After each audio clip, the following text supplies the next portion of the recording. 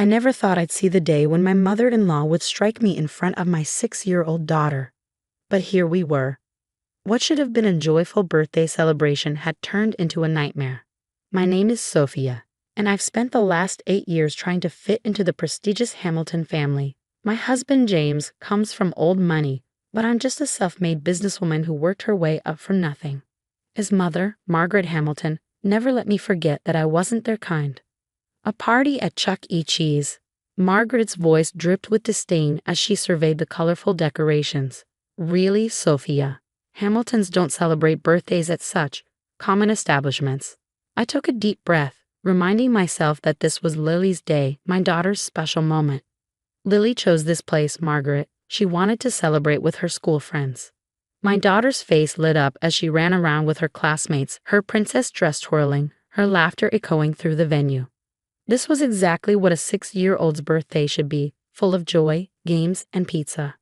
But Margaret couldn't let it go. She stood in her designer suit, clutching her Hermes bag like a shield against the plastic chairs and arcade machines. Next to her, my sister-in-law Diane whispered something, both of them shooting disapproving glances my way. At least the Rockefellers' children won't be here to witness this spectacle, Margaret muttered, loud enough for me to hear.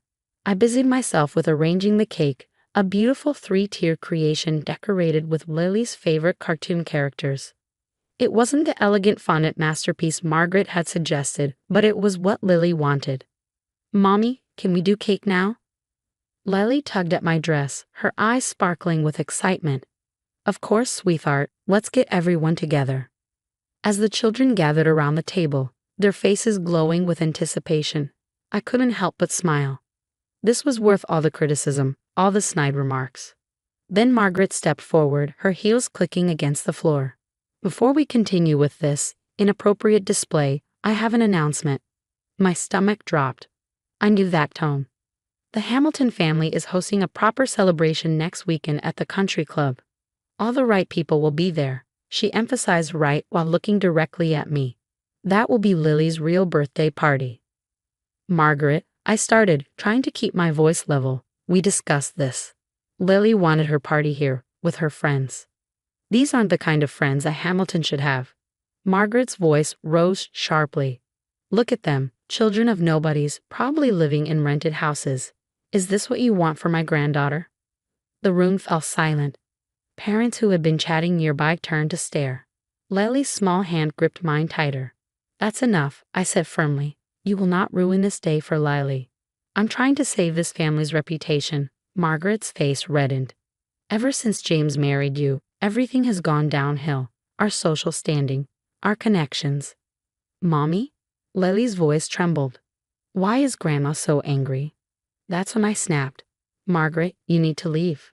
Now. How dare you?"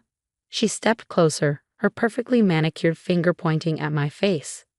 "You gold-digging nobody, do you really think you can tell me what to do? This is my daughter's party, and you're ruining it." What happened next seemed to unfold in slow motion. Margaret's hand swung through the air, connecting with my cheek with a sharp crack. The sound echoed through the suddenly silent room. "You're ruining this family," she screamed. I stood there, hand pressed to my stinging cheek, as Lily burst into tears.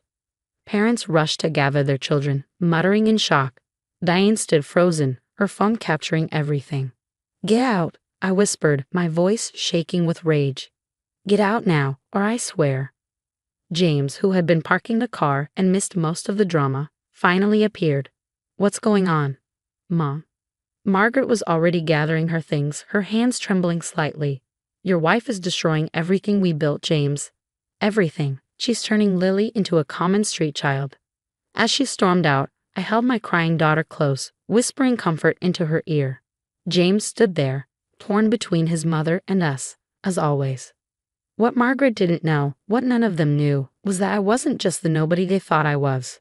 For the past 5 years, I had been quietly building something, making strategic moves that were about to change everything. "Mommy, is Grandma going to be mean again?" Lily asked through her tears. I wiped her eyes gently, my resolve hardening. "No, sweetheart. Grandma just learned a very important lesson about consequences." 2 days later, Margaret would discover exactly who she had slapped at that birthday party. But for now, I focus on salvaging what was left of my daughter's celebration. All while a plan formed in my mind. James approached me later that evening, after we put Lily to bed. Sophia, maybe we should consider Mom's country club party. I cut him off with a look. Your mother slapped me in front of our daughter and her friends. This isn't about a party anymore. She was just upset. No, James, tomorrow you're going to see exactly what happens when someone threatens my family. And trust me, your mother isn't going to like it. I walked away, leaving him confused. In my home office, I opened my laptop and typed out a simple email to my broker. Execute Plan H immediately. Margaret Hamilton was about to learn that she had just slapped the majority shareholder of Hamilton Industries' parent company. Sometimes revenge doesn't need to be served cold. It just needs to be served at exactly the right moment. The morning after the birthday disaster, my phone wouldn't stop buzzing. Messages from other mothers, videos of the incident, and even a few surprisingly supportive texts from distant relatives who had always found Margaret insufferable. But I ignored them all, focusing instead on the financial reports flooding my inbox. Ms. Sullivan, Hamilton Industries stock is in freefall. My assistant's voice crackled through the phone. Board members are panicking. Mrs. Hamilton has called 16 times. I smiled, remembering the sting of her slap. Let them panic. What Margaret and the rest of the Hamilton family didn't know was that, over the past 5 years, I had methodically acquired a controlling interest in Global Ventures Ltd., the parent company of Hamilton Industries. Every time they mocked my little consulting business, I was quietly buying shares through various shell corporations. My office door burst open. James stood there, his face pale. Sophia, what's happening? The company's stock is crashing. Mom's hysterical. I looked up calmly from my computer. Is she? That's unfortunate. This isn't funny. Dad built that company from nothing. It's our family legacy.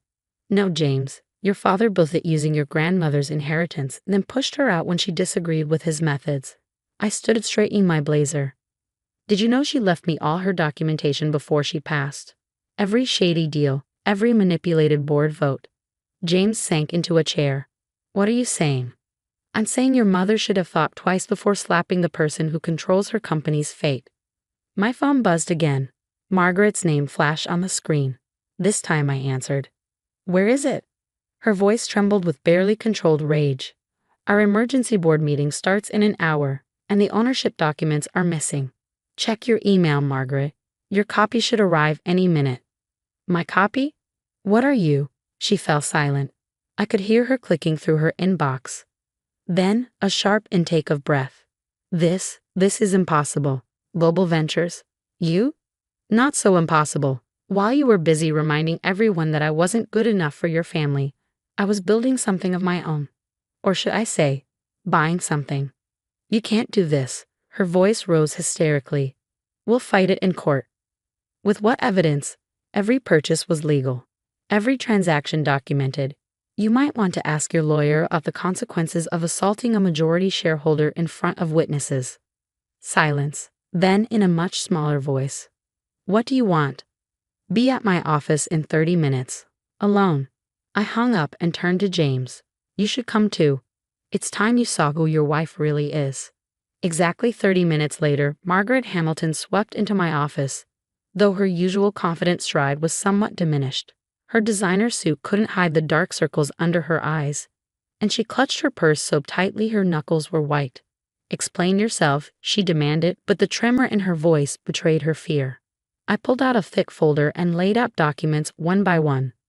Global Ventures acquired 52% of Hamilton Industries through various subsidiaries over the past 5 years. As CEO of Global Ventures, I now control your company's fate. CEO?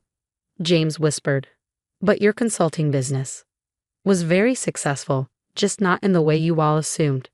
I turned to Margaret. Yesterday, you slapped me in front of my daughter, called me a gold digger, and tried to ruin her birthday. Today, you're about to lose everything unless you agree to my terms. Margaret's legs seemed to give out. She collapsed into a chair, her face ashen. Terms?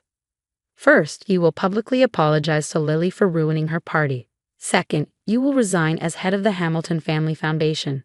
Third, you will attend counseling to address your behavior. Or what? I smiled coldly. Or I'll call for a full audit of Hamilton Industries. Should I mention the offshore accounts your late husband set up? The tax discrepancies from 2019. You wouldn't dare. It would destroy the company. Try me. You destroyed my daughter's birthday party. Seems fair. James, who had been uncharacteristically quiet, finally spoke up. Mom, just agree. Please. Margaret looked between us, her empire crumbling before her eyes. I never meant. Yes, you did. I cut her off. You meant every cruel word, every snide remark, every attempt to undermine me. Now you'll face the consequences. She reached for a pen with shaking hands. What do I need to sign? I pushed a document across the desk. Your resignation letter.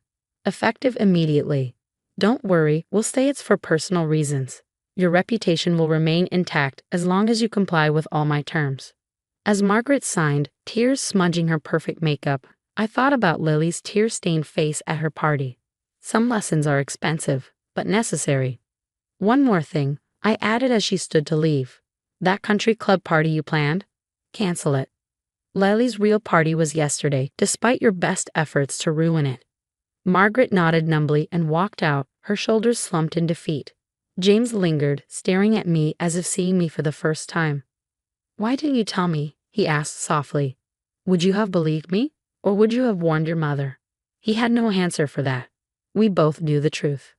As I watched them leave, I felt no triumph, only a quiet satisfaction. Sometimes the best revenge isn't about destroying your enemies, but about showing them exactly who they underestimated. My phone buzzed one last time. A text from Margaret. I'm sorry, I didn't know. I typed back a simple response. Now you do. 1 month after the birthday party incident, I sat in my office, reviewing the changes at Hamilton Industries. Margaret had kept her word. Partly because she had no choice. The company was thriving under new leadership, and the toxic culture she had cultivated was slowly being dismantled. A gentle knock on my door interrupted my thoughts. It was Diane, my sister-in-law, looking considerably less polished than usual. Can we talk? She asked, hovering in the doorway. I gestured to the chair across from my desk. Of course. Diane sat down, fidgeting with her wedding ring. I deleted the video from that day, she said quietly. I want you to know that. I appreciate that, I replied, though I already had copies of everything. But I'm guessing that's not why you're here. She shook her head. Mom's different now. The counseling, it's actually helping. She cried yesterday, really cried, when she talked about what she did to Lily's party. I kept my expression neutral. Actions have consequences, Diane. She's learning that. I know. Diane looked down at her hands. We all are. I never realized how cruel we were to you. We were so caught up in being Hamiltons that we forgot how to be human. A knock interrupted us. James entered, holding Lily's hand. My daughter's face lit up when she saw me. Mommy, Grandma sent me something. She held up a handmade card covered in glitter and careful handwriting. I took the card, reading Margaret's message inside. My dearest Lily, I am so sorry for ruining your special day. Being a Hamilton isn't about fancy parties or country clubs. It's about being kind and loving. I forgot that. I hope you can forgive your foolish grandmother. Love, Grandma Margaret. She made it herself, James said softly. No secretary, no expensive stationery. Just her, some craft supplies, and genuine remorse. I looked at the card again, noticing the slightly uneven cutting and the imperfect glitter application. It was probably the first handmade thing Margaret Hamilton had created in decades. Can I go show Grandma my new science project? Lily asked hopefully. She said she wants to learn about solar energy. I shared a look with James. Margaret Hamilton, showing interest in a child's science project. Maybe people could change after all. Yes, sweetheart. Daddy will take you this weekend. After Lily skipped out, followed by James, Diane spoke again. The family's annual charity gala is next month. Mom stepped down from organizing it, but we'd like you to take over. I raised an eyebrow. Me? You built something amazing while we were busy looking down on you. The foundation could use someone with your vision. She paused. And your heart. I thought about it. The Hamilton Family Foundation, despite its flaws, did good work. With the right leadership, it could do even more. On one condition, I said finally. This year's theme will be educational equity. No more elitist scholarships. We're going to help kids who really need it. Diane smiled, a genuine smile this time. I think that's perfect. Later that evening, as I was leaving the office, my assistant handed me an envelope. Inside was a handwritten letter from Margaret. Dear Sophia, I won't ask for your forgiveness. I haven't earned it yet. But I want you to know that you've taught me more in the past month than I learned in all my years as a Hamilton. I see the changes you're making at the company. You're not just successful, you're wise. You're building something meaningful, not just protecting a name. Lily showed me her solar energy project today. She's brilliant, just like her mother. I was too blind to see it before, but she's the best of both worlds. Your determination and James's compassion. I'm attaching my resignation from all remaining board positions. The company deserves your leadership, not my interference. Perhaps one day, if you're willing, you could teach me how to be more like you. With respect and regret, Margaret. I folded the letter carefully and placed it in my desk drawer. Then I picked up my phone and typed out a message to my former mother-in-law. Lily has a science fair next week. She'd love her grandmother to be there. No designer suits required, just bring your enthusiasm and maybe some craft supplies. Sophia. The response came quickly. I'll be there. Thank you. As I drove home that evening, I thought about power and forgiveness.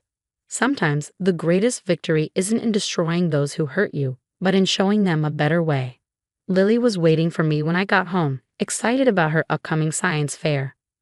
As I helped her practice her presentation about renewable energy, I realized that this moment of pure joy and learning, was worth more than all the country club parties in the world. Mommy, Lily said suddenly, I'm glad Grandma is different now. She smiles more. I hugged my daughter close. Sometimes people need to learn hard lessons to become better, sweetheart. Like when I learned that being mean to Sarah at school made me feel bad inside. Exactly like that. I kissed her forehead. Now, tell me more about solar panels. And as my daughter launched into her enthusiastic explanation, I smiled, knowing that the real family legacy would be built not on a name or money, but on love, learning, and the courage to change.